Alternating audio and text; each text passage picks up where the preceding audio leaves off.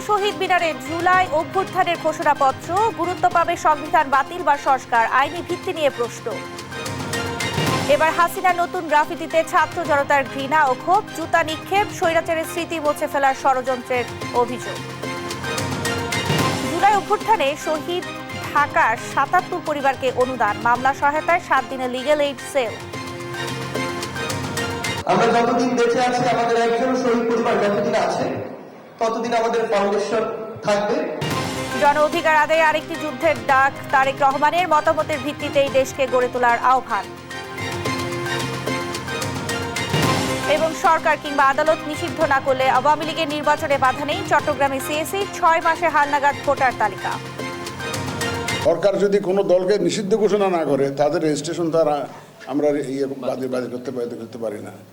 এটা এদের রাজনৈতিক সিদ্ধান্ত অথবা কোর্টের সিদ্ধান্ত, এর দুইটার একটা হইতে হবে। আমন্ত্রণ সংবাদ রাতে, দেখছিলেন সংবাদ শিরোনাম, সঙ্গে আছি আমি শারমিনাজ। এবার বিস্তারিত। কেন্দ্রীয় শহীদ মিনারে আগামীকাল বিকেলে জুলাই বিপ্লবের ঘোষণাপত্র দেয়া হবে। ঘোষণাপত্রে পরবর্তী বাংলাদেশের স্বপ্ন, আকাঙ্ক্ষা, অভিপ্রায়, লক্ষ্য ও ইশতেহার লিপিবদ্ধ থাকবে। ঘোষণাপত্রে ৭২-এর মুজিববাদী সংবিধানের কবর রচিত হবে। আওয়ামী লীগকে অপ্রাসঙ্গিক ঘোষণা করা হবে। জুলাই বিপ্লবের ঘোষণাপত্রের খসড়ায় পার্লামেন্ট বিলুপ্তি, হাসিনা সরকারের সময় নিযুক্ত কর্মকর্তা কর্মচারীদের রাষ্ট্রীয় দায়িত্ব থেকে অব্যাহতি, ডক্টর ইউনূসের নেতৃত্বে অন্তর্বর্তী সরকার, মিলিটারি শাসন ও 111-এর পুনরাবৃত্তি নয়, বেগম খালেদা জিয়ার তড়িৎ মুক্তি, ৭২-এর সংবিধান সংস্কার বা বাতিল, সব প্রতিষ্ঠানের সংস্কার, গুম খুন ও গণহত্যার সুবিচার, অর্থ পাচার, পাচারকৃত অর্থ উদ্ধার এবং পাচারকারী ব্যক্তিদের শাস্তি, নতুন রাজনৈতিক বন্দোবস্ত সহ বৈষম্য দূরে ব্যবস্থা নেয়ার দাবি উল্লেখ করা হয়।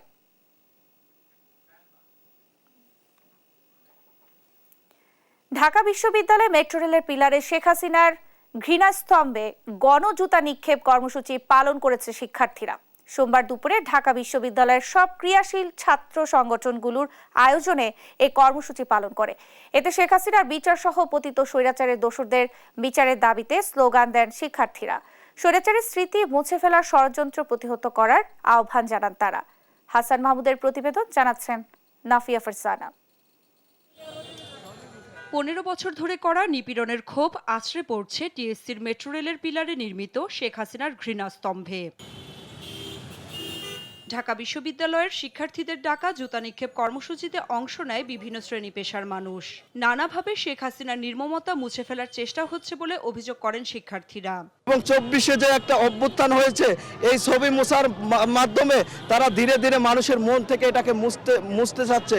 কিন্তু তাদের উদ্দেশ্যে বলবো, এই জুলাই অভ্যুত্থানে যে গণহত্যা চালানো হয়েছে, এই গণহত্যার দাগ বাংলাদেশের মানুষের মন থেকে কখনো মোছা যাবে না। দেশের অর্থনৈতিক অবস্থাকে ধ্বংস করেছে, মানুষকে গণহত্যা করেছে, তারই আজকের এই ঘৃণা ভরে প্রত্যাখ্যান স্বরূপ আজকে আমাদের এই আয়োজনটা করা হয়েছে। বাংলা মাটিতে খুনি শেখ হাসিনাকে কখনোই আমরা বাংলা মাটিতে দেখতে চাই না। পতিত স্বৈরাচারের দোসররা মেট্রো রেল পিলারে থাকা হাসিনার নির্মম গ্রাফিতি মুছে দিতে চক্রান্ত করছে। এ কাজে বিশ্ববিদ্যালয়ের প্রশাসন দায়িত্বশীল আচরণ করেনি বলে অভিযোগ ছাত্রনেতাদের। এই দলদাস প্রক্টরের পদত্যাগ আমরা দাবি করেছি এবং আমরা বলেছি যে এই প্রক্টরের পদত্যাগের মাধ্যমে এটির সাথে অন্য কারা জড়িত রয়েছেন তাদেরকে চিহ্নিত করে জবাবদিহিতার মুখোমুখি করতে হবে, বিচারের মুখোমুখি করতে হবে। যদি তাদের বিচার নিশ্চিত করা না যায়, তাহলে ভবিষ্যতে আরো একটি মহল ও অন্য একটি মহলও কিন্তু এ ধরনের দুঃসাহস দেখাতে পারেন বলে আমরা ধারণা করছি। শনিবার রাতে মুছে ফেলা হাসিনার ছবি ফের আঁকা হয় রোববার। জুলাই অভ্যুত্থানের স্মৃতি ধরে রাখতে সরকারকেই কঠোর হওয়ার আহ্বান জানান সাধারণ মানুষ। অন্তর্বর্তীকালীন সরকার যথেষ্ট চেষ্টা করছে, তারপরেও পূর্ণাঙ্গভাবে ব্যবস্থা নিতে পারি না এখনো। তো আমি এটাই বলবো যে যত জলদি সম্ভব এই ব্যবস্থা গ্রহণ করা উচিত। ওইটা একটা ঐতিহাসিক স্মারক ছিল যে 2রা আগস্ট 3রা আগস্ট যখন কিনা সারা দেশে আওয়ামী লীগের পতন ঘটে নাই, তখন ছাত্র জনতা সাহস করে এখানে এসে জুতা মাইরে গেছে, এখানে এসে কাদা মাইরে গেছে। তা সেই যে সাহসের স্মারক, একটা জীবন্ত স্মারক, সেই স্মারকটাকে তো হত্যা করা হলো। এখনো পতিত স্বৈরাচার দোসরদের বিচার না হওয়ায় বারবার অভ্যুত্থানকে মুছে ফেলার চেষ্টা হচ্ছে বলে অভিযোগ ছাত্র জনতার। নাফিয়া ফারসানা, দেশ টিভি, ঢাকা। জুলাই শহীদ স্মৃতি ফাউন্ডেশনের পক্ষ থেকে ঢাকা বিভাগে দ্বিতীয়বারের মতো শহীদ পরিবারের কাছে আর্থিক সহযোগিতা করা হয়েছে। এবার ৭৭টি পরিবারের মাঝে ৫ লক্ষ টাকার চেক হস্তান্তর করা হয় শহীদ পরিবারের কাছে। অনুষ্ঠানে জুলাই হত্যাকাণ্ডে জড়িতদের বিরুদ্ধে বিচারের পাশাপাশি পরিবারের নিরাপত্তা চান শহীদ পরিবারের সদস্যরা। এ সময় সার্জিস আলম বলেন, ছাত্র জনতার আন্দোলনে পুলিশ সদস্যরা জড়িত, তাদের বদলিতেই সমাধান নয়। আর উপদেষ্টারা বলেন, গণহত্যাকারীদের বিচারের পাশাপাশি শহীদ পরিবাররা যেন মামলা করতে পারে, তার জন্য লিগ্যাল এইড সেল গঠন করা আদালতে। শিউলি রায়ের রিপোর্ট। শহীদ পরিবারের পাশে বাংলাদেশ, এই প্রতিপাদ্যকে সামনে রেখে ঢাকা বিভাগে জুলাই অভ্যুত্থানের শহীদ পরিবারকে দ্বিতীয়বারের মতো আর্থিক সহায়তা দিল জুলাই শহীদ স্মৃতি ফাউন্ডেশন। এই সময় শহীদ পরিবারদের খোঁজখবর নেন অন্তর্বর্তী সরকারের উপদেষ্টারাও। সোমবার সকালে ঢাকা দক্ষিণ সিটি কর্পোরেশনের নগর ভবনে এই আয়োজন হয়। অনুষ্ঠানে জুলাই অনির্বাণের প্রামাণ্য চিত্র তুলে ধরা হয় শহীদ পরিবারের মাঝে, যা দেখে সবাই সেদিনের কথা মনে করে কান্নায় ভেঙে পড়েন। এরপর শহীদ মীর মুগ্ধের পরিবার সহ ৫৭ পরিবারকে মোট ৫ লাখ টাকা দিয়ে এই বছরের বিভাগ ভিত্তিক কার্যক্রম শেষ করা হয়। এই সময় জুলাই স্মৃতি ফাউন্ডেশনের সাধারণ সম্পাদক সার্জিস আলম বলেন, দৃশ্যমান বিচার না দেখতে পেলে সবচেয়ে সীমাবদ্ধ হয়ে থাকবো আমরা। প্রত্যেক পরিবারকে একটি ফাস্ট ট্র্যাক সার্ভিসের আওতায় নিয়ে আসার জন্য সামগ্রিক যত কাজ সেটি করা হচ্ছে, এবং আমরা শুধু চাই আমাদের এই শহীদ ভাই বোনদের যেন জাতীয় বীর হিসেবে ঘোষণা করা হয়। আমরা যতদিন বেঁচে আছি, আমাদের একজন শহীদ পরিবার যতদিন আছে ততদিন আমাদের ফাউন্ডেশন থাকবে, সন্তান হিসেবে আপনাদের জন্য কাজ করে যাবে। এই সময় উপদেষ্টা রেজওয়ানা হাসান বলেন, সঠিক বিচারের দায় নিচ্ছেন অন্তর্বর্তী সরকার। অতি তাড়াহুড়া করতে গেলে বিচারের মৃত্যু হয়। Justice delay is justice deny. বিচার প্রলম্বিত হয়ে গেলে আসলে বিচার অস্বীকার করা হয়। আমরা কোনোটাই করার আমাদের ইচ্ছা নাই। সঠিক বিচার দেওয়ার ওই দায়টা আমরা নিয়েছি, এবং সেই লক্ষ্যে কাজও শুরু হয়ে গেছে। এছাড়াও আইন উপদেষ্টা আসিফ নজরুল বলেন, শহীদ পরিবারের আইনগত বিষয় দেখতে ৭ দিনের মধ্যে লিগ্যাল অ্যাড সেল করা হবে। পাশাপাশি যোগ্যতা সাপেক্ষে আইন মন্ত্রণালয়ের কর্মসংস্থানে শহীদ পরিবারদের সদস্যদের অগ্রাধিকার দেওয়ার কথাও জানান উপদেষ্টা। আমাদের আইন মন্ত্রণালয়ের পক্ষ থেকে লিগ্যাল একটা সেল করে দিব, এটাও তোমাদেরকে আমি কথা দিচ্ছি ৭ দিনের মধ্যে করে দেব। আমাদের মন্ত্রণালয়ের নিয়োগের ক্ষেত্রে যোগ্যতা সাপেক্ষে এই শহীদ পরিবারের সদস্যদেরকে আমরা অগ্রাধিকার দেব। বিভেদ ভুলে গিয়ে সবাইকে এক থাকার কথাও বলেন উপদেষ্টারা।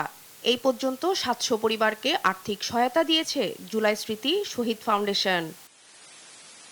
শিউলি রায়, দেশ টিভি, ঢাকা।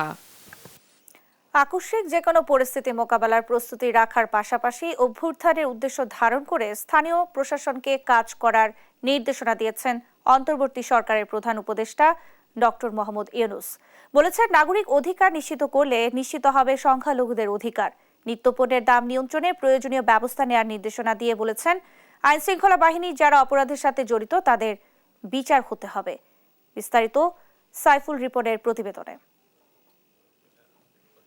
সোমবার তেজগাঁও কার্যালয় থেকে ভার্চুয়াল মাধ্যমে যুক্ত হয়ে 4 বিভাগের বিভাগীয় কমিশনার ও 31 জেলার ডেপুটি কমিশনারের সাথে মতবিনিময় করেন অন্তর্বর্তী সরকারের প্রধান উপদেষ্টা ডক্টর মোহাম্মদ ইউনূস।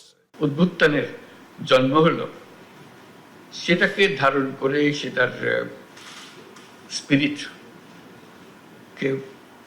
প্রসারিত করে আমরা যে কাজকর্মগুলো করব, সেগুলো যাতে মানুষ মনে করে যে হ্যাঁ একটা বড় পরিবর্তন হয়েছে, পরিবর্তনটা যেন চোখের লাগে। এ সময় প্রধান উপদেষ্টা বলেন, শুধু সংখ্যালঘু নয়, সব নাগরিকের অধিকার নিশ্চিত করতে চায় সরকার। জনজীবনে স্বস্তি আনতে নিত্যপণ্যের দাম নিয়ন্ত্রণে স্থানীয় প্রশাসনের সবাইকে নিজেদের মধ্যে প্রতিযোগিতা করার তাগিদও দেন ডক্টর মোহাম্মদ ইউনূস। দ্রব্যমূল্য একটা বড় ইস্যু, এখান থেকে চেষ্টা হচ্ছে কিভাবে এটাকে আয়ত্তে আনা যায়। এখন আয়ত্তে আনার সুযোগ আরো বেশি সৃষ্টি হয়েছে, আগের চেয়ে অনেক বেশি সুযোগ সৃষ্টি হয়েছে। সেই সুযোগটাকে ব্যবহার করে যাতে এটা আমরা প্রতিযোগিতার মধ্যে থাকি। সংখ্যালঘুদের অধিকার, যে আমি নানাভাবে বলার চেষ্টা করছি, সংখ্যালঘুদের অধিকার বলে আলাদা অধিকার থাকার দরকার নেই। আমরা যে নাগরিক অধিকার, সেই অধিকারটা প্রতিষ্ঠিত করতে পারলেই আমরা এই কাজে সফল হয়ে গেলাম। পুলিশের মনোবল ফিরিয়ে আনতে হবে উল্লেখ করে যে কোনো আকস্মিক পরিস্থিতি মোকাবেলায় স্থানীয় প্রশাসনকে প্রস্তুত থাকার আহ্বান জানান প্রধান উপদেষ্টা। পুলিশের তাদের যে ভূমিকা, তারা মনোবল হারিয়েছে, যেহেতু তাদের উপরে অনেক অভিযোগ যে অভ্যুত্থানের সময় যে ভূমিকা তারা পালন করেছে, সেই জন্য মানুষ তাদের উপরে ক্ষুব্ধ। কাজে তাদের ভূমিকা, তাদের মনোবল বৃদ্ধি, যে যারা দোষী তাদের অবশ্যই শাস্তি হবে, কিন্তু তারা নির্দোষ, তারা যেন নিশ্চিতভাবে তাদের ভূমিকা পালন করতে পারে। নতুন বছরে শিক্ষার্থীদের হাতে নতুন বই তুলে দেওয়ার প্রসঙ্গে আলোচনার সময় জনভোগান্তি কমাতে স্থানীয় প্রশাসনকে কর্মপন্থা তৈরি ও বাস্তবায়নের তাগিদ দেন প্রধান উপদেষ্টা। যখন অনিশ্চয়তার সৃষ্টি হয় তখন মানুষ একটু ক্ষুব্ধ হয় যে কি হবে জানি না, কি ছেলেমেয়েরা বই পাচ্ছে না, এটা অনিশ্চয়তা হচ্ছে, এটা নিয়ে একটু মানুষের মনে দ্বন্দ্ব সৃষ্টি হয়, অশান্তির সৃষ্টি হয়। সে অশান্তি নিরসন করা যায় যদি আমরা একটা সিস্টেমেটিক্যালি বলি এবার যারা এসছে এইভাবে পাবে এবং এই হলো নিয়ম। সাইফুল রিপন, দেশ টিভি, ঢাকা। মতপার্থক্য থাকবে, এটি স্বাভাবিক উল্লেখ করে দেশ ও দেশের মানুষ ক্ষতিগ্রস্ত করে মতপার্থক্য এমন পর্যায়ে না নিতে সজাগ থাকার আহ্বান জানিয়েছেন বিএনপির ভারপ্রাপ্ত চেয়ারম্যান তারেক রহমান। বলেছেন, যে মতামতের পক্ষে জনসমর্থন বেশি সেই মতামতের ভিত্তিতেই দেশকে গড়ে তোলা হবে। বলেছেন, দেশকে এগিয়ে নিতে হলে ঐক্য ধরে রাখতে হবে। সাইফুল রিপোর্টের আরও একটি প্রতিবেদন। বিএনপির ভারপ্রাপ্ত চেয়ারম্যান তারেক রহমানের পক্ষ থেকে নীলফামারীতে র্যাবের ক্রসফায়ারে নিহত গোলাম রব্বানীর পরিবারের কাছে নতুন বাড়ি হস্তান্তর উপলক্ষে স্থানীয় দুবাছড়ি দ্বিমুখী দাখিল মাদ্রাসা প্রাঙ্গণে সমাবেশ করে আমরা বিএনপি পরিবার। সমাবেশে অংশ নিয়ে অন্তর্বর্তী সরকারকে নিরপেক্ষ দায়িত্ব পালনের আহ্বান জানান বিএনপির সিনিয়র যুগ্ম মহাসচিব রুহুল কবির রিজভী। বলেন, সংবিধান বাতিল করলে মুক্তিযুদ্ধকে অস্বীকার করা হয়, সংবিধান সংশোধন হতে পারে, বাতিল নয়। এটা হঠাৎ সব বাতিল করে দিলে পরে তো মুক্তিযুদ্ধকে অস্বীকার করা হয়, স্বাধীনতাকে অস্বীকার করা হয়। সংবিধানের মধ্যে আওয়ামী ফ্যাসিবাদ বাকশালের যে বৈশিষ্ট্য সেটা দূরীভূত করতে হবে। এই সরকার যদি কোনো একটি দিকে হেলে যান তাহলে এই সরকারকে জনগণ কখনোই মেনে নেবে না। দেশের আনাচে কানাচে এখনো পতিত স্বৈরাচারের প্রেতাত্মারা অবস্থান নিয়ে ষড়যন্ত্র করছে দাবি করে বিএনপির ভারপ্রাপ্ত চেয়ারম্যান তারেক রহমান বলেন, দেশকে এগিয়ে নিতে হলে ঐক্য ধরে রাখতে হবে। সকলে সকলের মতামত উপস্থাপন করবেন, কিন্তু দিন শেষে যেই মতামতের পক্ষে সবচাইতে বেশি সমর্থন থাকবে সেই মতামতের ভিত্তিতেই আমরা দেশকে গড়ে তুলব। মত পার্থক্য থাকতে পারে, কিন্তু আমাদেরকে খেয়াল রাখতে হবে যাতে সেই মত পার্থক্য এমন কোনো পর্যায়ে না পৌঁছায় যেখানে দেশ ক্ষতিগ্রস্ত হবে, দেশের মানুষ ক্ষতিগ্রস্ত হবে।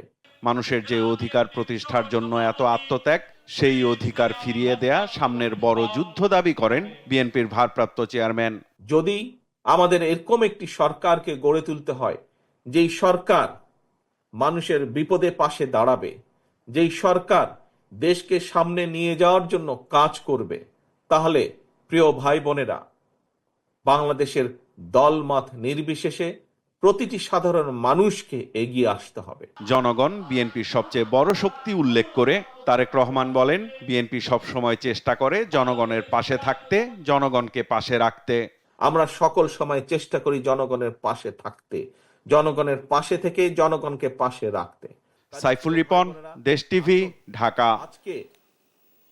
বিএনপি রাষ্ট্র পরিচালনার দায়িত্ব নেয়, ক্ষমতায় যায় না বলে মন্তব্য করেন বিএনপির স্থায়ী কমিটির সদস্য নজরুল ইসলাম খান। বিকেলে রাজধানীর রমনা ইঞ্জিনিয়ারিং ইনস্টিটিউশনে আইইবি ঢাকা কেন্দ্রের উদ্যোগে বিজয় দিবসের আলোচনা সভায় এ কথা বলেন তিনি। এ সময় আরও বলেন, বিগত সরকারের আমলে প্রান্তিক পর্যায়ে মুক্তিযোদ্ধারা অবহেলিত ছিল। একই অনুষ্ঠানে যুক্ত হয়ে বিএনপির যুগ্ম মহাসচিব খায়রুল কবির খোকন বলেন, বিএনপি কারো প্রতিপক্ষ নয়, তবে তাদের প্রতিপক্ষ বানানোর চেষ্টা চলছে। বলেন, নির্বাচনের সঠিক তারিখ ঘোষণা না করলে সংকটে পড়তে পারে রাষ্ট্র।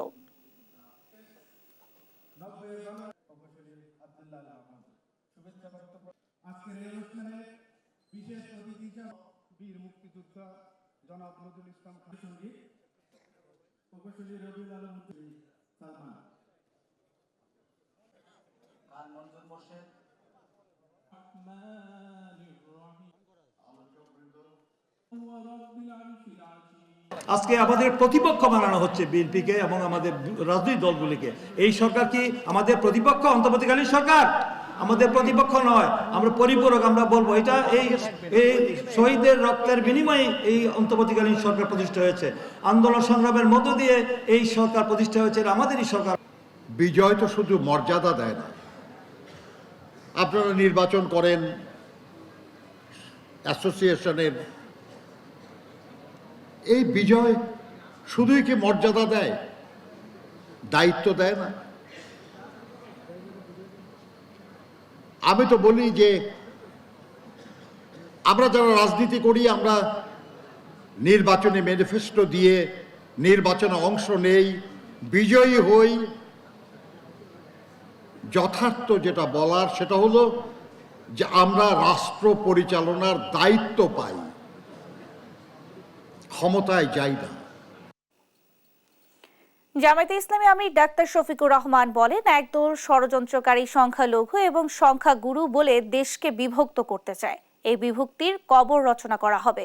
সোমবার দুপুরে দিনাজপুরের বীরগঞ্জ সরকারি কলেজ মাঠে এক পথসভায় প্রধান অতিথির বক্তব্যে তিনি এসব কথা বলেন। জামায়াতে আমির বলেন, গেল 15 বছরে 26 লাখ কোটি টাকা বিদেশে পাচার করেছে আওয়ামী লীগ। টাকা পাঠানোর পর দেশ ছেড়ে পালিয়েছে দলটি। অথচ দেশের প্রতি যাদের ভালোবাসা আছে তারা কখনো দেশ ছেড়ে পালিয়ে যেতে পারে না। জামায়াতের শীর্ষ 11 নেতাকে বিগত সরকার খুন করেছে, বিচারিক আদালতের নামে হত্যা করেছে, তবুও জামায়াতের কেউ পালিয়ে যায়নি বলেও মন্তব্য করেন তিনি।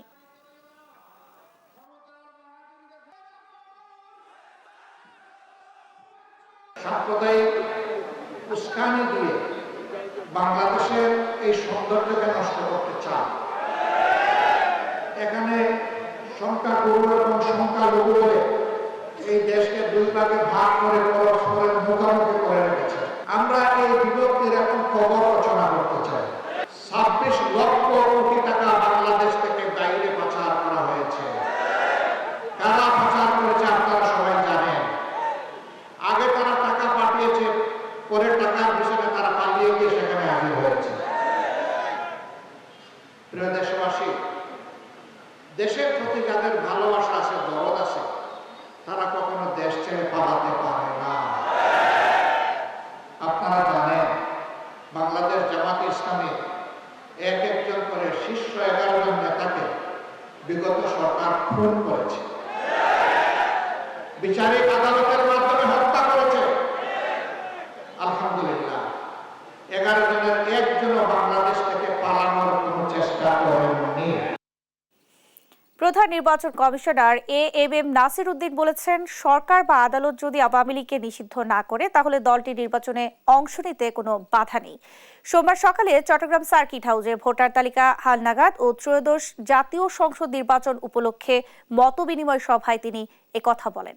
আগামী 6 মাসের মধ্যে ভোটার তালিকার কাজ শেষ করা হবে বলেও জানান তিনি। চট্টগ্রামের সহকর্মী একেএম নাজিমের পাঠানো তথ্য ছবিতে আপন অপর রিপোর্ট। টানা 16 বছর ক্ষমতায় থাকা আওয়ামী লীগ এখন বাংলাদেশে রাজনীতি করারই সুযোগ পাচ্ছে না। ছাত্র জনতার তীব্র আন্দোলনের মুখে দলীয় প্রধান শেখ হাসিনা বাংলাদেশ ছেড়ে অবস্থান নিয়েছেন ভারতে। দলের কেন্দ্রীয় নেতারাও পালিয়ে গেছেন বিভিন্ন দেশে। কেউ কেউ দেশে থাকলেও রয়েছেন আত্মগোপনে, অনেকে আবার গ্রেপ্তার হয়ে আছেন কারাগারে। এমন অবস্থার মধ্যে সংসদ নির্বাচন দেওয়ার দাবি জানাচ্ছে বিএনপি, জামায়াত সহ অনেক রাজনৈতিক দল। এটা মূলত রাজনৈতিক সিদ্ধান্ত হবে এবং এটাও শোনা যাচ্ছে যে কেউ কেউ কোর্টে মামলা করেছে এই দলকে যাতে ইলেকশনে না আসতে পারে সেটার আদেশ চেয়ে মামলা করেছে শুনেছি। আর যদি কোর্ট যদি রায় দেয়, আমরা কোর্টের রায় দ্বারা যেভাবে দেয় সেভাবেই ব্যবস্থা নেব, আর না হলে এটা রাজনৈতিক সিদ্ধান্তের ব্যাপার। গণ আন্দোলনের মুখে ক্ষমতাচ্যুত হওয়া আওয়ামী লীগ আগামী নির্বাচনে অংশ নিতে পারবে কিনা সেটি নিয়ে রাজনীতির মাঠে চলছে নানা আলোচনা। বাংলাদেশে গণ আন্দোলনে নেতৃত্ব দেয়া ছাত্ররা বিভিন্ন সংস্কার করে অনুষ্ঠিতব্য আগামী নির্বাচনে আওয়ামী লীগকে সুযোগ না দেওয়ার কথা বলছে। ছাত্র নেতাদের দাবি, জুলাই হত্যাকাণ্ডে শেখ হাসিনার বিচার না হওয়া পর্যন্ত পতিত আওয়ামী লীগকে নির্বাচন করার সুযোগ যেন না দেয়া হয়। সোমবার সকালে চট্টগ্রাম সার্কিট হাউসে মতবিনিময় সভায় প্রধান নির্বাচন কমিশনার এএমএম নাসির উদ্দিন বলেন, ভোটারদের আস্থাহীনতা দূর করা হবে। 6 মাসের মধ্যে ভোটার তালিকার কাজ শেষ করা হবে বলেও জানান তিনি। এবারে নির্বাচন আগের মতো হবে না জানিয়ে তিনি সবার সহযোগিতা কামনা করেন। সরকার কিংবা আদালত যদি আওয়ামী লীগকে নিষিদ্ধ না করে তাহলে দলটির নির্বাচনে অংশ নিতে বাধা নেই। তবে সর্বপ্রথম বিচারের নিশ্চয়তা চায় দেশবাসী। সরকার যদি কোনো দলকে নিষিদ্ধ ঘোষণা না করে তাদের রেজিস্ট্রেশন তারা আমরা বাতিল করতে পারি না। নিউজ ডেস্ক, দেশ টিভি। কাল সচিবালয়ে অগ্নিকাণ্ডের প্রাথমিক তদন্ত রিপোর্ট জমা দিবে তদন্ত কমিটি। বিকেলে সচিবালয়ে এ তথ্য জানান তদন্ত কমিটির প্রধান এবং স্বরাষ্ট্র মন্ত্রণালয়ের সিনিয়র সচিব ডক্টর নাসিমুল গনি। বলে, নাগরিক ক্ষতিগ্রস্ত ভবনটি মেরামতযোগ্য কিনা তা জানা যাবে উচ্চ পর্যায়ে তদন্ত কমিটির রিপোর্ট হাতে পাওয়ার পর। কায়েস রাহাতের প্রতিবেদন। সচিবালয় ৭ নম্বর ভবনে লাগা আগুনের ঘটনায় প্রাথমিক তদন্ত রিপোর্ট এখনো তৈরি করতে পারেনি তদন্ত কমিটি। প্রধান উপদেষ্টা ডক্টর মোহাম্মদ ইউনূসের নির্দেশে উচ্চ পর্যায়ে গঠিত তদন্ত কমিটিকে ৩ দিনের মধ্যে প্রাথমিক তদন্ত রিপোর্ট প্রধান উপদেষ্টার কাছে জমা দেওয়ার কথা থাকলেও ব্যর্থ হয় কমিটি। পরীক্ষা নিরীক্ষায় সময় লাগায় মঙ্গলবার কমিটির বৈঠক শেষে বিকেলে প্রধান উপদেষ্টার কাছে প্রতিবেদন জমা দেওয়ার আশা কমিটির। এখানে অনেকগুলো দল কাজ করছে একসাথে, আমাদেরকে ল্যাবরেটরিতে টেস্ট করা হচ্ছে, কিছু টেস্ট করা হয়েছে, আবার আজকেও কিছু আলামত নেওয়া হচ্ছে, সেগুলো টেস্ট করা হয়েছে। তো সেই জন্য আমাদের প্রাথমিকভাবে 30 তারিখ পর্যন্ত টাইম দেওয়া হয়েছিল, আজকে ক্যাবিনেট থেকে অনুমতি নিয়েছে যাতে আমাদের কিছু টেস্টিং আজকে রাত্রে হবে। তো এগুলো হলে পরে হয়তো কালকে আবার আমরা বসে আমরা কালকে একটা প্রাথমিক একটা ধারণা করতে পারবো। এদিকে সচিবালয়ে গৃহায়ন ও গণপূর্ত অধিদপ্তরের এক কর্মকর্তা সাংবাদিকদের জানান, ভবনটির 4টি ফ্লোরে প্রায় 40 থেকে 45টি রুমে ক্ষতিগ্রস্ত হয়। সেই সঙ্গে ভবনটি মেরামতযোগ্য কিনা সেই সিদ্ধান্তে আসবে উচ্চ পর্যায়ে তদন্ত কমিটির রিপোর্ট পাওয়ার পরই। ভবনটা মোটামুটি 6টি মন্ত্রণালয় ক্ষতিগ্রস্ত হয়েছে। মোটামুটি 40-50টা করে এভারেজে রুম আছে, ছোট বড় মিলে 4টা ফ্লোর ক্ষতিগ্রস্ত হয়েছে। যারা এক্সপার্ট টিম আমাদের ঊর্ধ্বতন কর্তৃপক্ষ কর্মকর্তা যারা আছে, বড় বড় ইঞ্জিনিয়ার, তারা পরিদর্শন করতেছে, এখনও করতেছে, আজকেও করছে, গতকালও করে গেছে। সমস্ত কিছু পরিদর্শনের পরে তারা একটা প্রতিবেদন দিবে। প্রাথমিকভাবে মেরামত করা যাবে মনে হয় আর কি। পুড়ে যাওয়া মন্ত্রণালয়গুলোর অস্থায়ী কার্যক্রম চালানো হচ্ছে নগর ভবন সহ অন্যান্য সরকারি ভবনে। এদিকে সোমবার দুপুর থেকে সচিবালয়ে সাংবাদিকদের প্রবেশে অস্থায়ী অনুমোদন দেওয়া হয়। কায়েস রাহাত, দেশ টিভি, ঢাকা। অনেক দিন থেকে আমার ইচ্ছা ছিল যে গিটার শিখবো। আমি যেহেতু স্টুডেন্ট, একবারে এতগুলো টাকাও ম্যানেজ করা সম্ভব হবে না। জানতে পারলাম বাবার মাধ্যমে যে বিকাশে সেভিংস করা যায়। সেভিংসটা ফুল হয়ে গেল। ওই দিন গেছে আমি বুক ফুলাই গেছি গিটার কিনতে। এটা সব থেকে ভালো লাগে যে ক্যাশ আউট করতে গেলে কোনো চার্জ লাগে না। বিকাশ অ্যাপে ডিপিএস টাকা জমায় সারা দেশ। মিয়ানমার জান্তা সরকার ও আরাকান আর্মির সাথে বাংলাদেশ যোগাযোগ রাখছে বলে জানিয়েছেন স্বরাষ্ট্র উপদেষ্টা জাহাঙ্গীর আলম চৌধুরী। সোমবার দুপুরে কক্সবাজারের টেকনাফের নাফ নদী বেষ্টিত সীমান্ত এলাকা পরিদর্শনে এসে উপদেষ্টা এ কথা বলেন। মিয়ানমার বাংলাদেশ সীমান্তকে অত্যন্ত গুরুত্বের সাথে দেখা হচ্ছে জানিয়ে স্বরাষ্ট্র উপদেষ্টা আরও বলেন, উচ্চ পর্যায় থেকে তদারকির জন্য ইতোমধ্যে উপদেষ্টা পদমর্যাদায় একজনকে নিয়োগ করা হয়েছে। এর আগে স্বরাষ্ট্র উপদেষ্টা টেকনাফে বিজিবি কর্মকর্তাদের সাথে বৈঠক করেন। এ সময় তার সঙ্গে ছিলেন বিজিবি মহাপরিচালক major general Mohammad Ashrafuzzaman Siddiqui. 71 kilometre আমাদের বর্ডার, যেটা কিছুটা নদীপথ এবং কিছুটা স্থলপথে, এটা এখন পুরোটি আরাকান আর্মির দখলে আছে, কিন্তু দেশটা আবার মিয়ানমারের।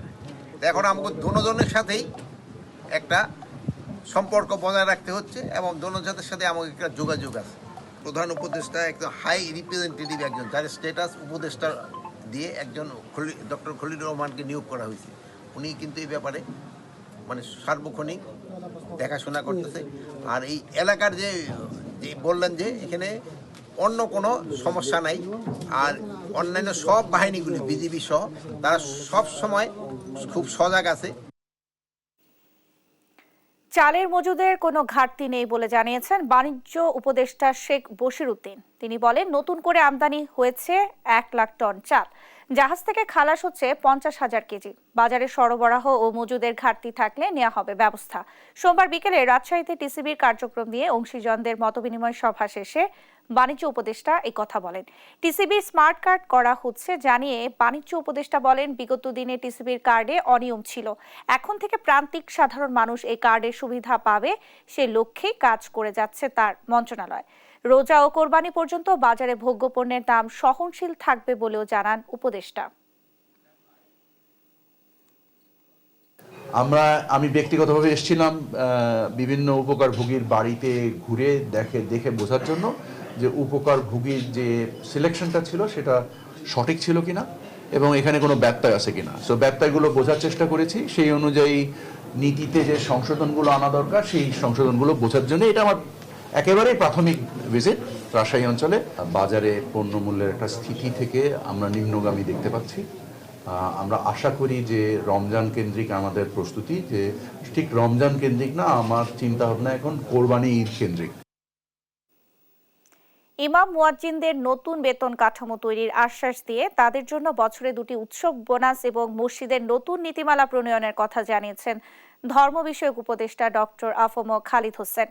সোমবার দুপুরে ইসলামিক ফাউন্ডেশন মিলনায়তনে জেলার 200 ইমাম মুয়াজ্জিনদের কাছে মতবিনিময়কালে তিনি এসব কথা বলেন।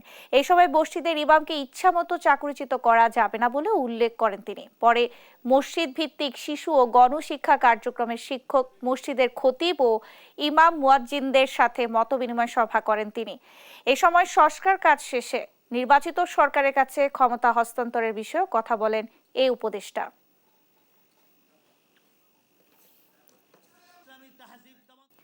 সময়ের নিয়মেই শেষ প্রান্তে সাল 2024। সাম্প্রতিক বছরগুলোর মতো চলতি বছরটিও ছিল ঘটনাবহুল।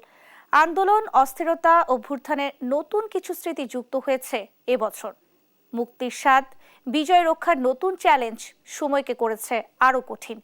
আন্দোলন, অভ্যুত্থানের বছরে দেশের সাংস্কৃতিক অঙ্গনের কিছু ঘটনা ছিল বেশ আলোচিত। কোনোটা স্বস্তির, কোনোটা আবার বিব্রতকর। আবার কিছু ঘটনা জন্ম দিয়েছে নতুন ভাবনার। বিস্তারিত জানাচ্ছেন সঞ্জিদা আক্তার। জীবনপঞ্জিতে আরেকটি নতুন বছরের আগমন হতে চলেছে, তাই তো পুরাতনকে বিদায় দিয়ে নতুনকে স্বাগত জানানোর প্রস্তুতি চলছে। কিন্তু এরই মাঝে বিদায়ী 2024 সালে দেশে ঘটে গেছে নানা ঘটনা, যেখানে বাদ যায়নি সাংস্কৃতিক অঙ্গনও। তেমনই ঘটে যাওয়া সারা বছরের বেশ কয়েকটি আলোচিত ঘটনা নিয়ে আজকের এই প্রতিবেদন। বিটিভিকে যারা জ্বালিয়ে দিল, যারা সন্ত্রাসী কর্মকাণ্ড করেন, পেট্রোল পোড়ালো, সাধারণ একদিন বুঝতে পারবেন কি অন্যায় আপনারা করছেন। শিক্ষার্থীদের বৈষম্য বিরোধী আন্দোলনের সূত্র ধরে শুরু হওয়া হত্যাযজ্ঞের প্রতিবাদ ও এক দফা দাবিতে রাজপথে নেমেছিলেন তারকারা। আমাদের সাথে কিভাবে কথা বলতে হয় সেটা করেছেন। ছাত্র জনতাকে হত্যার প্রতিবাদে যখন শেখ হাসিনা সরকারের বিপক্ষে রাজধানীর ফার্মগেটে অবস্থান নেন মোশাররফ করিম থেকে শুরু করে সিয়াম, বাঁধন ও আশফাক নিপুণ সহ আরো অনেকে, ঠিক তখন সরকারের পক্ষে বিটিভিতে অবস্থান নেয় ফেরদৌস, রিয়াজ, সোহরাজ সাবা, সমিকা ইসার, অরুণা বিশ্বাস, নিপুণ সহ আরো বেশ কয়েকজন। এখানেই শেষ নয়, সরকারের পক্ষে আলো আসবেই বলে একটি হোয়াটসঅ্যাপ গ্রুপ চালু করে এই শিল্পীরা, যেখানে আলোচনা হতো কিভাবে আন্দোলন রুখে দেওয়া যায়। অন্তর্বর্তী সরকারের উপদেষ্টা হিসেবে শপথ নেওয়ার শুরু থেকে বিতর্ক ওঠে চলচ্চিত্র নির্মাতা মোস্তফা সরোয়ার ফারুকীর বিরুদ্ধে। চলতি বছরটি বেশ ভালোভাবেই শুরু করেছিলেন মডেল ও অভিনয় শিল্পী সাফা কবির, তানজিন তিশা ও মুমতাহিনা চৌধুরী টয়া। কিন্তু বছরের শেষ দিকে মাদক কাণ্ডে জড়িত থাকার অভিযোগ উঠেছে 3 অভিনেত্রীর বিরুদ্ধে। মাঝপথে নাটক বন্ধ, বিজয় উৎসব ও শিল্পকলা একাডেমির হলের নাম পরিবর্তন, নাট্যকর্মীদের উপর হামলার ঘটনায় সমালোচিত হয়েছে শিল্পকলা একাডেমি। গত কয়েক বছরের মতো এ বছরে বাংলাদেশ চলচ্চিত্র শিল্পী সমিতির নির্বাচন অনুষ্ঠিত হয়। সাধারণ সম্পাদক পদে ডিপজলের কাছে নিপুণ আক্তার হেরে যান, কিন্তু তিনি সেই হার না মেনে আদালতের দ্বারস্থ হয়ে সমালোচনার জন্ম দিয়েছিলেন। এখানেই শেষ নয়, শিল্পী সমিতির বিজয়ী কমিটির শপথ অনুষ্ঠানের পর এফডিসিতে সাংবাদিকদের সঙ্গে বাগবিতণ্ডায় জড়ায় শিল্পীরা। এ সময় ঘটে মারামারি এবং ধস্তাধস্তির মতো ঘটনা। গত 5 আগস্টের পর বিভিন্ন সময়ে সংরক্ষিত কোটার বরাদ্দ দেওয়া প্লট বাতিলের উদ্যোগ নিয়েছে অন্তর্বর্তী সরকার। এরই মধ্যে মুজিব একটি জাতির রূপকার সিনেমা করে আলোচনায় আসা অভিনেতা আরিফিন শুভকে সংরক্ষিত কোটায় বরাদ্দ দেওয়া রাজুকের প্লটটি বাতিলের সিদ্ধান্ত নেওয়া হয়েছে। রাজধানীর army stadium echoes of revolution কনসার্টে পারফর্ম করে অগণিত দর্শকের প্রশংসা ও ভালোবাসা কুড়িয়েছেন রাহাত ফাতে আলী খান। জুলাই আগস্টের অভ্যুত্থানে নিহত আহতদের পরিবারকে সহায়তায় এই আয়োজনে তিনি বিনা পারিশ্রমিকে শ্রোতাদের গান শুনিয়েছেন। সঞ্জিদা আক্তার, দেশ টিভি। এই ছিল এখনকার সংবাদ রাত। ধন্যবাদ সবাইকে।